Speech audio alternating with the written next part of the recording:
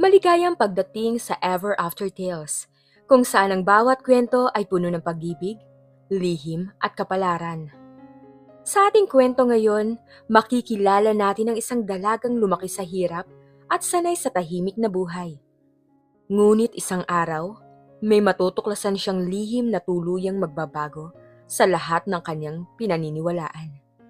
Isang lihim na magdadala sa kanya sa mundo ng kapangyarihan, inggit at pagtataksil. Ano nga ba ang katotohanan sa likod ng kanyang pagkatao? Alamin natin ang kwento, dito lamang sa Ever After Tales. Charlotte, gising na!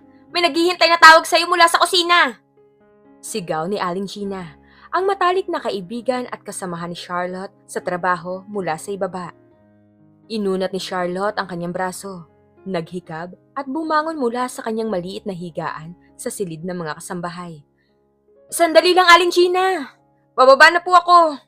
Sagot niya habang nagmamadaling ayusin ang kumot at unan. Tumingin siya sa maliit na salamin, sinuklay ang kanyang buhok gamit ang daliri. Sana, magandang balita to. Bulong niya sa sarili sabay ngiti ng bahagya. Ay, ayan ka na naman, Charlotte. Kinakausap mo na naman yung sarili mo. Natatawang sabi ni Aling Gina nang makasalubong siya nito sa hagdanan. Halika na, baka si Ma'am Amelia na yan.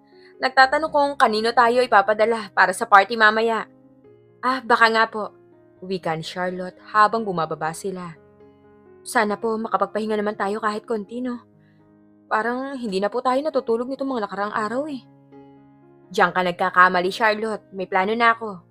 Bulong ni Aling Gina sabay kindat. Sabi ko kay Ma'am Amelia, matamlay ako. Kaya ikaw lang ang pwedeng mag-host ng food station mamaya. Pero mamaya magpapalusot din ako para makapagpahinga ka. Sige na, kunin mo na ang telepono. Baka magalit pa si Ma'am. Nang makarating sa kusina, kinuha ni Charlotte ang lumang landline phone.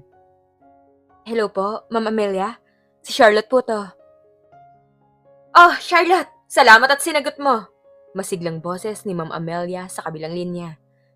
Kailangan sana ako ipagawa sa'yo eh. Naalala mo ba yung sinabi ko tungkol sa family recipe ng lola ko? Opo ma'am. Yung adobo po na may gata at pinya? Sagot ni Charlotte, naalala ang masarap na luto ng amo. Tama!